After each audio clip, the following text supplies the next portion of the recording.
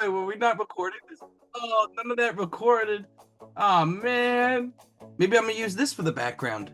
Look at these sunglasses. Like, look at these 3D glasses I got on. Ladies and gentlemen, boys and girls, welcome back to another Wednesday night edition. We're filming Wednesday night of the Rambling Bout Wrestling podcast. I am here. It is the Wednesday crew. I am here, joined by Eamon. Eamon, how you doing tonight?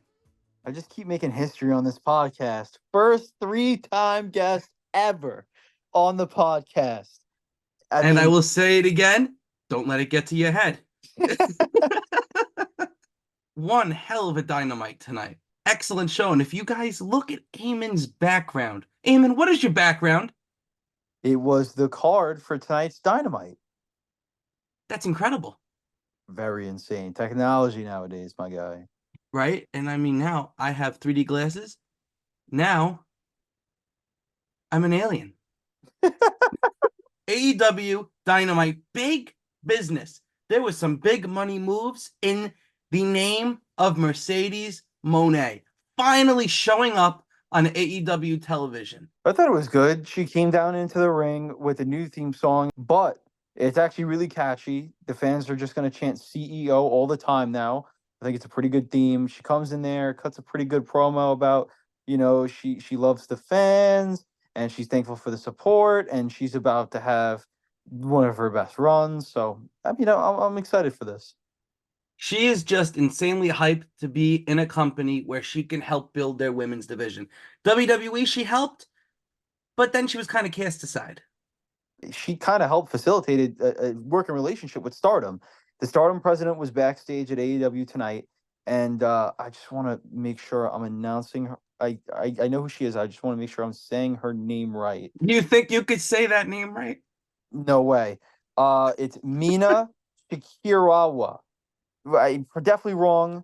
My bad. Did not mean to offend people, but pretty big name. She wrestled Anna Jay on the ROH tapings, but the fact that they could bring in stars like that and have a big working relationship with Stardom now, she's already done more than enough. Yeah, bringing her in, not just the big money move of signing Mercedes Moné. I'm sure it's got to be a multi-year contract she's got. Got to be at least 4 years. Yeah, at least 3-4 years. You bring this girl in on the first night that you have her on television. She's been signed for months, at least since January. Yeah. The first night you bring her in, you have the big news of the Stardom working relationship. So Forbidden Door, you are now not only going to have New Japan, AEW, Ring of Honor, CMLL, you're also going to have Stardom involved. And this show is going to be nuts. And I hope and pray that it is at Arthur Ashe and we get another pay-per-view because we're more than ready and we're going to go crazy. We have not missed the Arthur Ashe show. You came late and left early for the first one, but you have not missed. I had class that night and I got out around like 7:45 and it was about 15 minutes away from Citi Field. So I find parking, it's like 8 o'clock. And then I'm like, all right, that's fine. Like, but the parking was like at least 2 miles away. And so I'm like, all right, it's fine. They'll probably have, Cody Rhodes start open first against Aleister Black or Malachi Black or whatever. They're not going to have, Kenny open the show. Get a text by Nick. Kenny Danielson starting right now. I'm like, I ran legit 2 miles and all I could hear is the crowd just going crazy for this match. I caught the last 20 minutes. One of the best matches I've ever seen in my life, and I missed half of it. It was just so. I remember I'm sitting there. I have the video and I'm watching. I'm going crazy. I'm like, I am so sorry, Eamon, in the video. And then I'm just marking out. It was great. Forbidden Door, going to be a great show. But tonight about big business. Mercedes comes out. She cuts that whole promo. I thought one of her better promos that she's cut. It was very much like the Punk setup at the First Dance with her tonight. The same exact format, pretty much. And I think if this is how you're going to bring your free agents in, you build the show around them, and you just have them come out right in the beginning of the show. That's great. You don't keep people waiting. And clearly it worked because they had almost 10,000 people in attendance tonight. Big for their weekly TV show. So big business was a big success tonight, and Mercedes Moné was a very big success for them. You got a lot of people probably watching for the first time just to see Mercedes Moné, aka Sasha Banks' debut. And then you kick into a killer world title match, which was solid match. Did what it needed to do. Wardlow gets the win. Strickland comes out, and it looks like at Dynasty it's going to be Swerve and Joe. Swerve and Joe is the way you go with this. Joe Wardlow, fantastic match. I think one of Wardlow's better matches. Yeah, it was good. He countered the walkaway spot from Samoa Joe. That was great. Never happens. With a beautiful shoulder tackle too. Wardlow looked Eh, great in defeat. About time they're pushing him as a guy that can actually go in these title matches. Better than their TNT feud. It was a good finish to protect Wardlow, to have him, get submitted. And this is not the last time we're going to see Wardlow in the world title picture, but it's Swerve's time. I feel like at Dynasty, Swerve's going to take that belt off, and hopefully at Wembley Stadium we get him versus Will Ospreay for the world title. That's how I would do it. That's exactly how I would do it. 100% how I would do it. I think they were going one way with this Wardlow story, and then they realized how hot Swerve is right now. So I think they had to kind of transition to what they were going to do. Samoa Joe, fantastic world champion. I love how the match ends. He walks to the back and he just kind of kicks the security guard off the ramp. He kicked the security guard. Just kind of kicks him off. He's such a good world champion, and everyone's taking it for granted because how he's really good. He's been a great world champion. Nothing's been amiss in his world title reign so far. Everything's been great. I wish it wasn't going to come to an end at Dynasty, but it needs to come to an end so Swerve can win it. I think at this point you need to crown Swerve. You got it. It's the curse. It's a curse and a gift when you have such a talented roster as they do, because look at the background behind me. Look at all that talent. Look at all that talent. Above my head, any of these guys above my head, Darby, Jay, Eddie, Pac, Penta, the Jacksons too, Okada, Wardlow, Joe, could be a world champion. We got the trios match that happened. Nick, what'd you think? I think the elite's entrance, dropping the actual coin so the Rainmaker can then come out, is a fantastic presentation of these guys. Automatically puts Kazuchika Okada. You can't just call him Okada. He's Kazuchika Okada, like Matthew Jackson and Nicholas Jackson. You got to call him by his full name for respect. It's on his passport. Yeah, actually, his passport. The Rainmaker, Kazuchika. Yes. The Rainmaker. Don't forget that. They had a banger of a match here. Pac coming back. Good to see him. And yeah, he looks great. He's in incredible shape. He's in better shape every single time he's gone for a month or two and then comes back. It's insane. They're really grooming Kazuchika Okada as the mega heel. He is so good. And it's not like his moveset's that crazy. It's just he does all the moves so well. Nobody does a drop kick like he does. He gets 5 feet in the air. He's got to have the best drop kick I've ever seen. And even simple moves that he'll do, he'll hit his suplex, even the Rainmaker clothesline. He makes everything look, the simplest moves look so good because he is that good. He doesn't do anything crazy. He doesn't hit, he doesn't do a huge flip off the top rope. This guy's not going through glass tables. This guy's not doing anything extra. He's just hitting pro wrestling moves, and he does it perfectly. That was very well said, Eamon. You're getting good at this podcasting thing. I had to kind of learn, I almost said, we're going to have to bleep this out. I almost said, and I've been able to control myself a little bit better. I already got to bleep one or two things out. It's all right, though. But, take this out. The ending of this matchup, you're freaking Eddie Kingston getting pinned by Okada. Absolutely the right move. And I think this is definitely leading to Okada dethroning Eddie Kingston for that Continental crown. It is being defended for the first time on its own, which, you're not going to have Okada down in Ring of Honor in New Japan. He just left New Japan. So that's why it's being defended on its own for the first time. I still don't fully understand this championship. I don't. But I don't care. I like it, though. I don't care if I don't understand, because you're getting Okada versus Eddie Kingston one-on-one.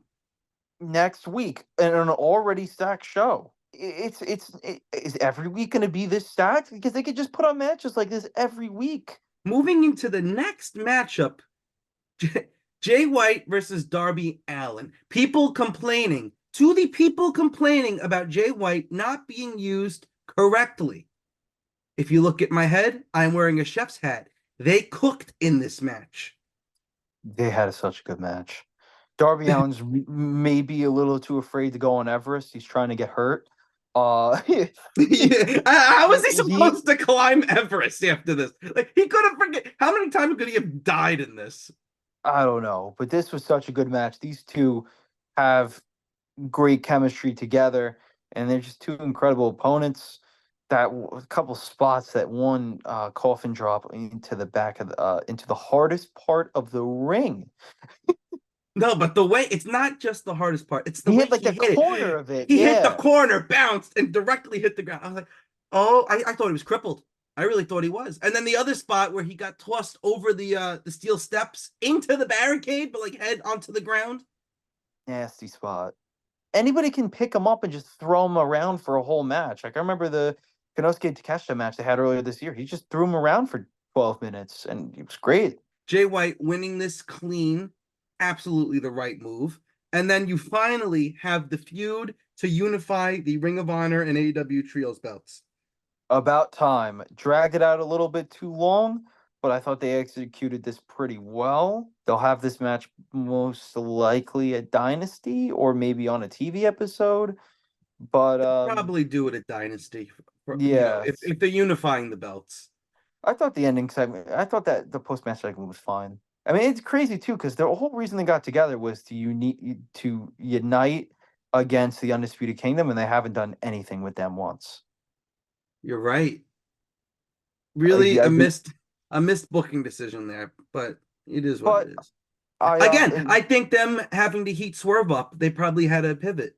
I'm gonna recommend this to the viewers. I'm gonna watch it tonight. I heard it was really good. Gabe Kidd versus Shingo Takagi. I heard it was Heard very that. good as well.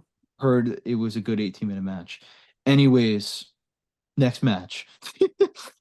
Move your head. Let me see what's next. Oh, the Gates of Agony going up against Lionhook. Fine. That's all I gotta say. Do you think they're gonna enter the tag tournament? Yeah, I do. I think so. I think they're gonna. I wouldn't be surprised if they did like a 16-team bracket for this. Moving on to the main event. Well, first I want to talk about Ospreay first because he cut a great in-ring promo. Ospreay, the crowd loves him. They The finally got into the presentation, lull.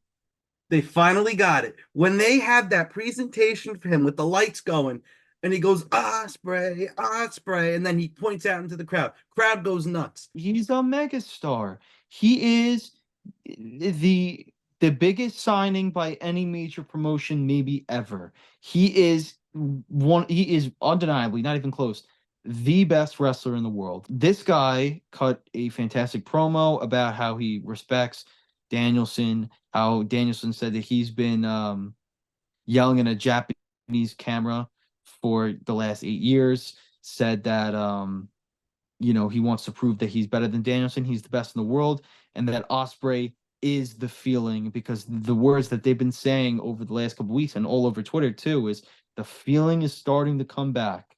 AEW is starting to get back into where it was in 2021, 2022, and even before that as well. They're starting to get back in the groove, and this guy is leading it all. The women's main event of the evening. So Riho and Willow come out. They have a very fun main event matchup here. Riho put up a great fight, some great spots, coup de grace to the outside of the ring, coup de grace from the top rope to Willow. But ultimately, Willow hits that doctor bomb. That Oh, she hit it perfectly I too. love it.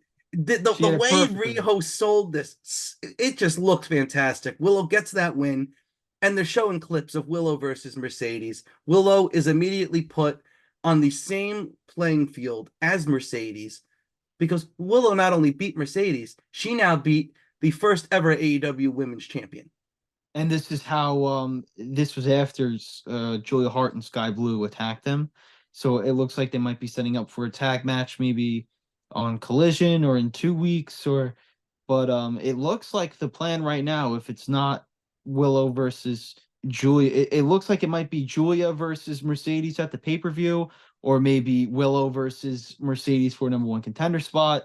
It depends on how healthy Julia is, because I'm pretty sure she's injured, but I'm not sure if she's cleared yet.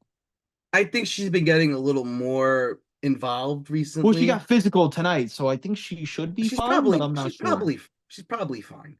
But Willow, and I said Mercedes, a lot of people are saying they're gonna want her to go after the women's world championship. But no, you want to promote this big wrestler on your channel. They have her on the commercials already on TNT and TBS. And they just now they have Deonna her Purrazzo into it. They can't just do the same thing with Mercedes. It's gonna undermine all the other people in the women's division if she just goes straight for the belt. She has to verse everybody, and she has to elevate all these women, and that's why I'm happy she's there, because she's trying to elevate this division. Yeah, otherwise they're just pulling a TNA. TNA, they sign a guy, they come in, they win the belt. But the fact that Mercedes, the first official move that she hits, like the first finishing move, the moneymaker, she hits it on Julia Hart. Looked fantastic. She didn't botch it like she did in Japan. She hit it perfect. No, it looked great. She made sure Julia got it. Like Mercedes was like this, like, you know, she's taunting, but it's also her way of saying, Julia, turn this way. So they're gonna put on a banger match down the line. I think Mercedes will beat Julia and do an open challenge for the TBS title. Do they do it now? I don't think so, but I think down maybe in like a month or so time. And she's been a great champion, don't get me wrong. Great champion. It's time to pass it along, I think. To give it to someone that can really build that belt up. If you want this belt on the same level as the World Championship, you need a main eventer to hold it. Julia's been great. It's helped her stock for sure. Mercedes goes for that belt. It's just as prestigious as the world title. Very good show. Big business. Big success. Big success. It's almost 10,000 people in the crowd. Killer matches. Great promos. Nothing you could ask more from a weekly television show. They're back on a hot streak, and this was another great episode. They have signed 3 of the best wrestlers in the world. In Kazuchika, the Rainmaker Kazuchika Okada, Will Ospreay, and Mercedes Moné. And they've all started on television within the last month. And now we're getting matches like Eddie Kingston versus Kazuchika Okada on free television. This is what wrestling company does this? It's ridiculous. The amount of sheer talent that they have in this company right now. There's never been a roster this good. There's never. It's never happened. I mean, maybe you could say WWE in like 2017, 2018 when they did the draft. Well, you remember Austin Aries was on that main roster too. They had everyone, even in NXT too. And that same time in 2017, 2018, NXT there was Adam Cole, there was Aleister Black, there was Andrade, there was Gargano, there's Ciampa. Keith Lee may have gotten there in 2019, I forget. But still, they had such a sick roster. But this is the best roster I've ever seen in my life. This has been a fantastic conversation as always. I love talking to you. I'm sorry to cut you off because we do have a minute left in the Zoom. And as always, Nick, it's been an honor to be on this podcast. You're a little bastard. The viewers don't tune in for you. They tune in for me. 20 likes and get some comments up saying we like Eamon. He's the GOAT. Nick sucks. Oh, get out of here. Let's go. Let's get that in there. Come on. Get out of here. Let's get that in there. Whoever watches this podcast, cut them off. Come on, Zoom. End. Thank you, Eamon. It's been great.